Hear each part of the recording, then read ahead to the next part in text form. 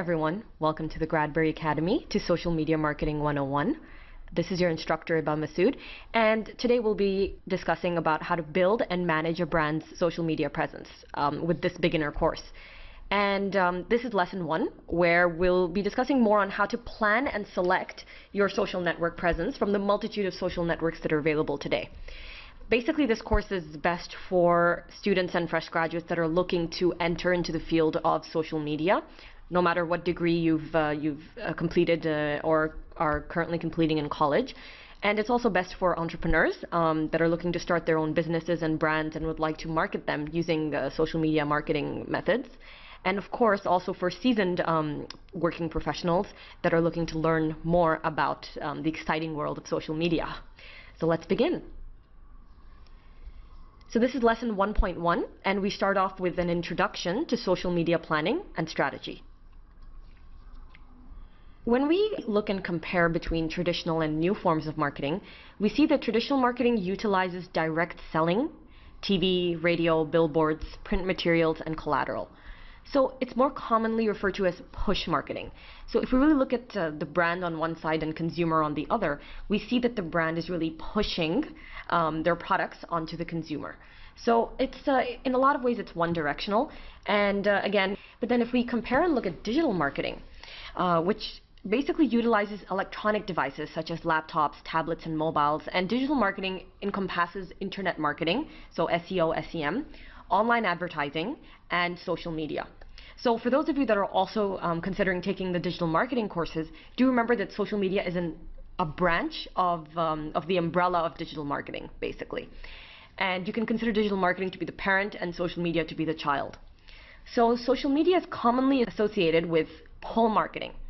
So pull marketing is really where we're trying to get the consumer to really arrive at our brand's destination, and we're trying to pull them in that direction. So it's not more of really pushy sales messages, which is what traditional marketing has usually been about, but it's more of pulling the consumer, getting them interested in the brand, and really making them interested enough to make that purchasing decision. What we're trying to do with social media is really pull the consumer in our direction and make them interested enough to increase conversions and engagement as well. What's interesting to note, however, is that banner ads would actually be considered push marketing. And that's really because in banner ads, we're trying to push our message to consumers and hope that they somehow engage with the brand by clicking on the ad.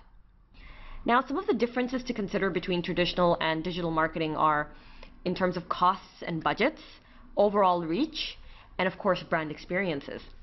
So with cost and budgets, just think about a large billboard on for example, the California 101 or even Sheikh Zayed Road.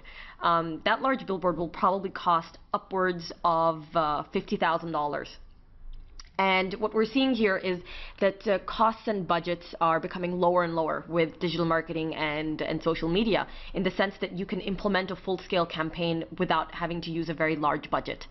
I mean, we're seeing pages that probably have a budget of 0 but have over 200,000 likes and have an overall reach of 1 million. So what's really great about digital marketing and social media is that we're seeing costs and budgets go down, and really just about anyone can implement a page or implement a full-scale strategy. You don't need to be of a certain age, come from a certain background of experience. What's great about social media and digital marketing, and why I'm so passionate about it as well, is because no matter your background, no matter your reach, if you have an interesting product, an interesting idea, or an interesting brand that you're working for, then you can really reach a wide scale of audience, basically. So now that moves into overall reach. Again, let's say you have that billboard on a certain highway that has high traffic at peak times. Again, at the end of the day, there's only so much reach that you're going to have. So let's assume that there's going to be maybe 300 cars, every 2 hours. So there's a certain limit on how many people you're going to reach. So let's say you reach maybe 2,000. The best part about social media is you don't really have a limit on how many people you can reach. There's no geographic limit. And then, of course, brand experiences. And this is where it gets really exciting, because With social media, we are utilizing several senses. So we're not only utilizing the sense of sight, like we are with traditional marketing. With social media, we also have different elements that are coming into play, but we're seeing the sense of hearing being used with multimedia videos. So you have and what's really interesting was there's also haptic interfaces. Haptic interfaces are basically those that also utilize the sense of touch. And we're going to be seeing that more and more in the future with digital marketing. But what's really exciting is that you can really immerse a customer in your brand's experience through social media and digital marketing. And for further reading, I really recommend if you just click on this link, you'll be led to the article, which discusses more on what makes digital marketing fundamentally different from traditional marketing. It's a great article by Forbes, and I really recommend it for further reading as well. So this was your overall introduction to digital marketing, social media, and the differences between traditional and new forms of marketing. But now let's jump in to our video. And what I would recommend is if you just click on play here within your Prezi, you'll be able to view this video. I recommend watching this. It's a very short video, but basically it's very interesting. It's very exciting. There are several elements in play, but basically it discusses why social media has become so important in today's world and in our generation, and whether it's a fad. Moving on, so once you've watched the video, you'll really understand and realize that if we ask the question, what is social media? It's a fundamental shift in the way we communicate. And what we're seeing is that with social media, again, it goes back to that push and pull marketing element that we discussed earlier, where we're trying to get customers to come in and basically be pulled to our products. And you know, there's a lot more feedback. There's a lot more of that two-way communication that we're seeing. So it's not only us pushing messages to our consumers. It's also consumers replying back and telling us what they like, what they dislike, and how they would like to continue engaging with the brand.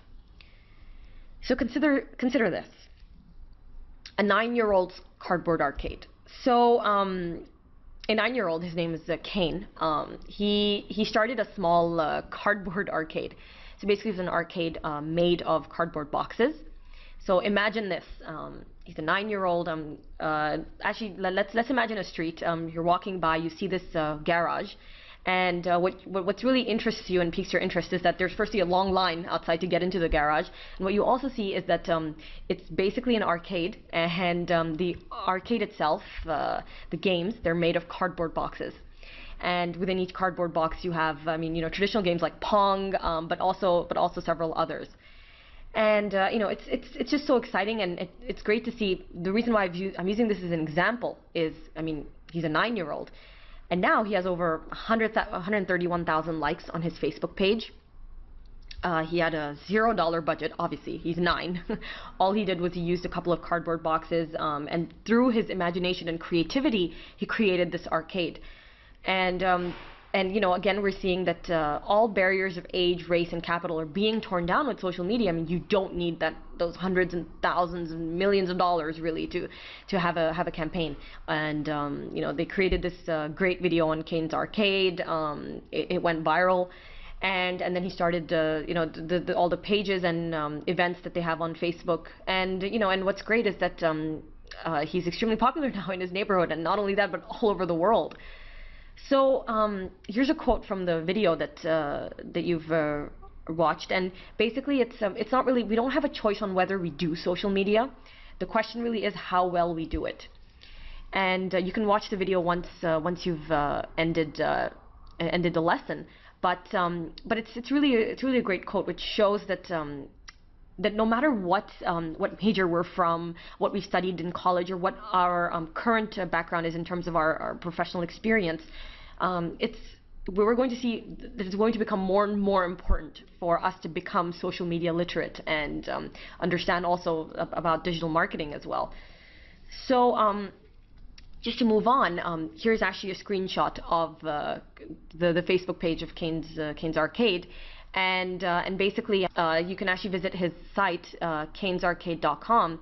And if you visit the site, you'll actually be able to see the video as well. And here you can see his his arcade in the background. There's the cardboard boxes, but it's just, it's I wanted to give this example as something very simple. I mean, there's not a big brand or a big multinational backing this, or really just about anything. It was just a kid who decided to have a cardboard arcade over the summer period. So again, it's fascinating how we're seeing all of these barriers really being torn down, and how just about anyone can create a massive presence. So moving on, let's start getting a bit more technical. And one of the first phases of really your social media planning or strategy should be to firstly create your business goals. So when you're starting to work with a brand, or whether it's your own brand, or whether it's at your company, one of the most important elements before starting your social network presence is to figure out what exactly is your business goal. Is it to build awareness and thought leadership through social media? Is it direct response advertising for demand generation and revenue? What that basically means is, for example, you're trying to advertise an event, and your direct responses would obviously be people clicking attending, or people registering for the event, and building up the event attendees. So you're trying to generate that demand, and then of course that leads to revenue, because you might have an admission fee for your event. Or are you trying to conduct primary market research before your brand maybe launches a new product? So the best part is about social media is you can start a focus group online. And are you trying to conduct that primary market research to understand market preferences?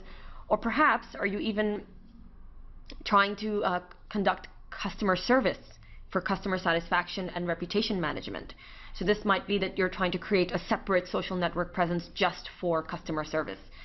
And/or are you trying to grow the brand's lifetime value and increase your engagement? So these are basically examples of business goals. But now, let's connect them with social media. So what you're trying to do is first you identify what your business goals are. Once you've identified them, it's very easy to just align them with your social media strategy. So for example, the first one was building brand awareness and thought leadership. You can do so through viral marketing via a branded blog. And to actually give you the first example of this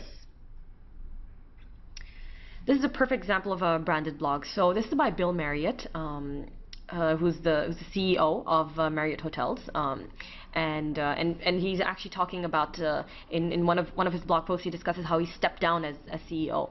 But what's really interesting here is again, Marriott Hotels, very famous multinational hospitality brand, and I mean, if we really think about it, there really isn't a reason for them to have a blog, because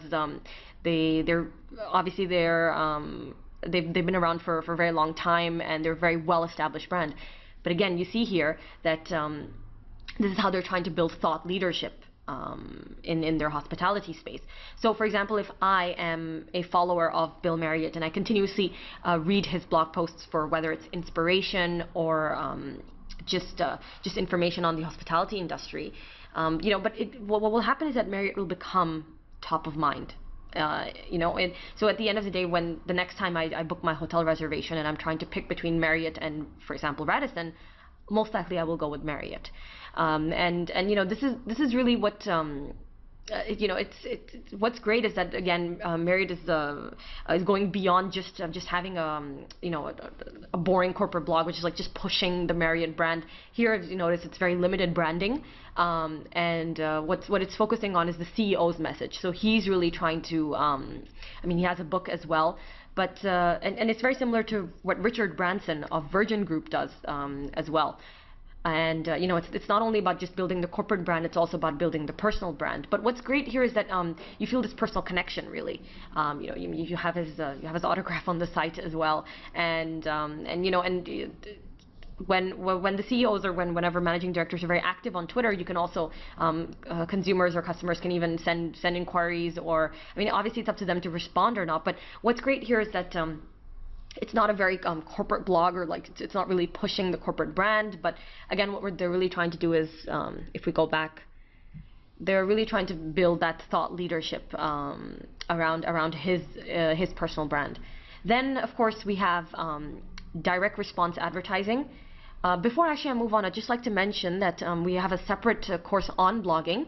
So if you're more interested in that, that's our SMM 203 course, and it's in our intermediate category. So once you finish the beginner course, you can actually take the intermediate courses as well. Moving on.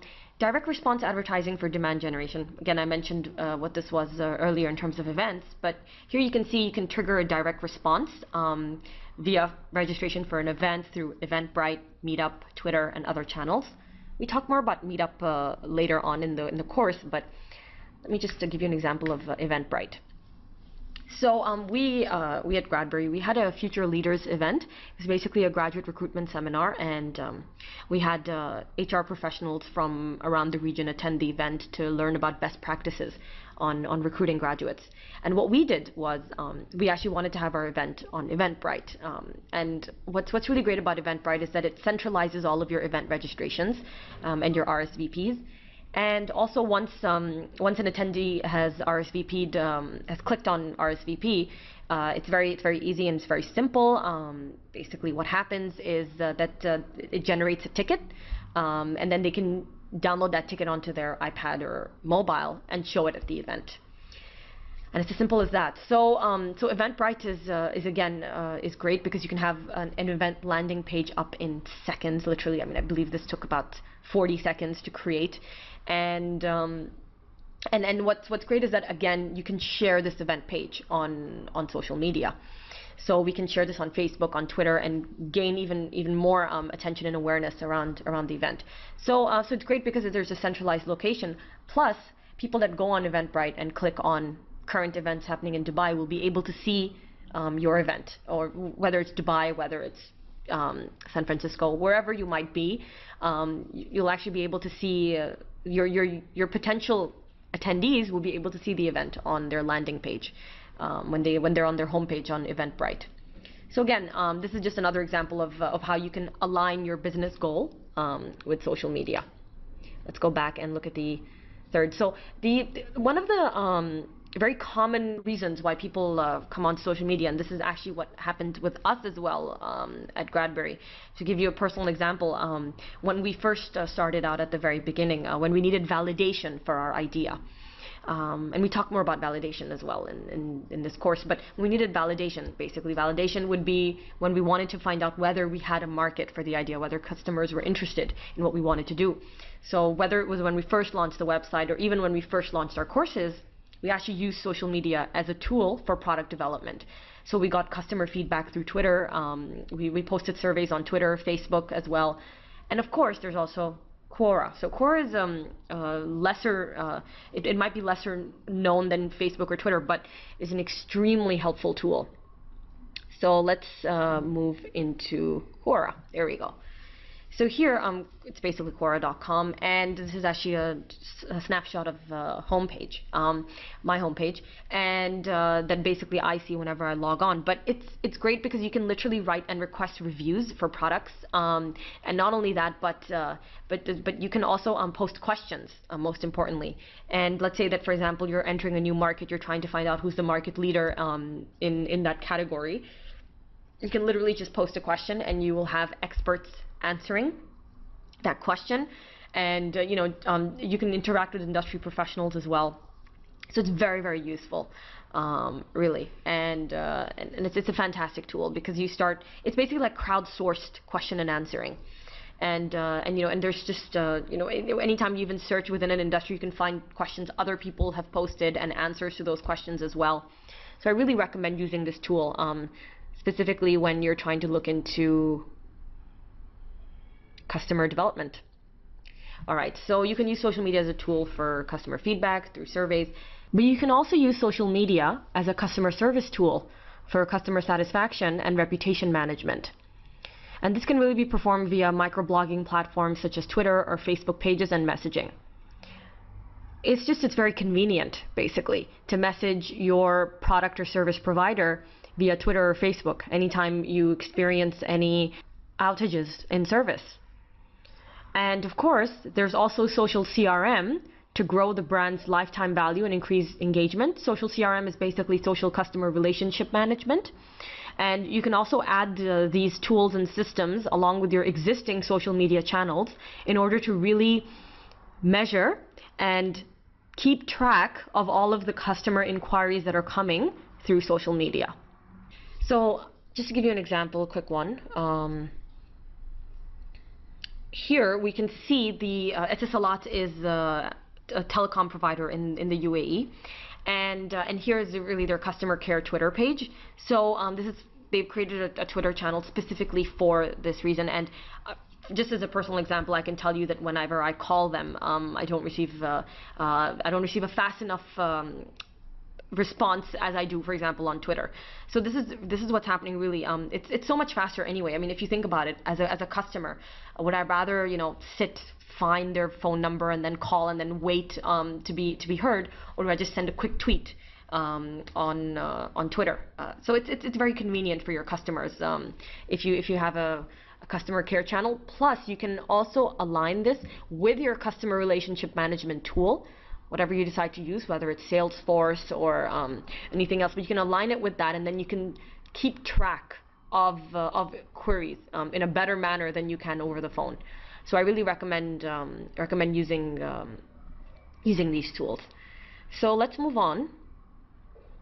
So once you've really aligned your social media with business goals, some of the important aspects to consider before giving the green light on your social media campaign, and I really believe these are three very important aspects. And the reason why I've mentioned them here is I've noticed that in my personal experience that several campaigns before they give the green light, we're seeing that there isn't top-level buy-in, or they're not thinking social business. So I think it's very important to have these three key elements across departments. So whether you're going to be starting on or embarking on a career in social media, or whether you're already in or whether you're already a social media professional, it's important to consider these aspects. So one of the first is you want top-level buy-in for the entire process. And what that really means is you want top management to agree with social media and business goals and continue to provide support. Because if you don't have your top level managers agreeing with the campaign, you won't have them supporting it continuously, whether it's tweeting it, whether it's sharing it on Facebook. And this support can either be monetary for campaigns, or it can even be in the form of updates on social media pages from management. So you always want that top level buy-in for the entire process, and you want them involved in it as well. And also think social business. So ensure that all departments within the firm, and not just marketing, are aligned with the social media objectives. So when I was working with very large corporations on their social media strategy and implementing some of their pages, what was really interesting to note was as a corporation grows larger, it can become very difficult to have all departments on board for social media campaigns, but it's vital and it's very, very important. So you don't only want marketing, you want sales, you want finance even, you want admin, everyone to be holistically working, whether it's just sharing the latest social media updates, sharing the blogs. At the end of the day, you have to realize that the network starts from within. So how it really begins is you start with your own employees, they share it within their networks, and that's how things grow and become viral. So it's very important that all departments are aligned with social media objectives.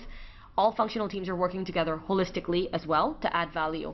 And if this happens, what happens is you start with a small social media campaign, and then it might be that customer service or sales say, hey, that went really well. We would like to have our support channels and our communication with customers on social media as well.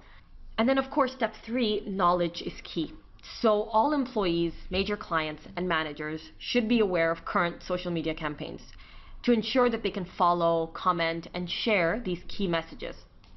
So involve them in the social media objectives process in step 2, which was basically when you were trying to get them to think social business with all departments. And not only that, but when you were also creating your objectives in terms of the business objectives, you should involve them in that process as well. Not necessarily clients, obviously, but employees and managers should be involved.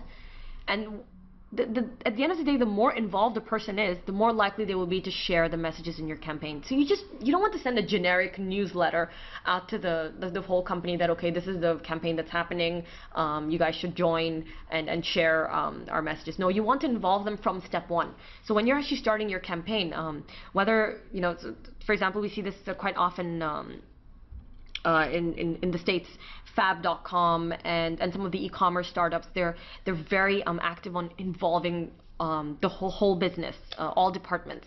So you'll see Instagram photos from customer service department for their office space, and you're really involving the whole company, basically. And that's really what you want to do as well. You want to involve them from step one, and not only that, but even get ideas from them, perhaps.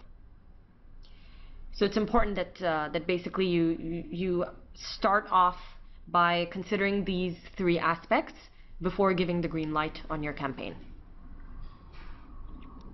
So that brings us to an end of lesson 1.1.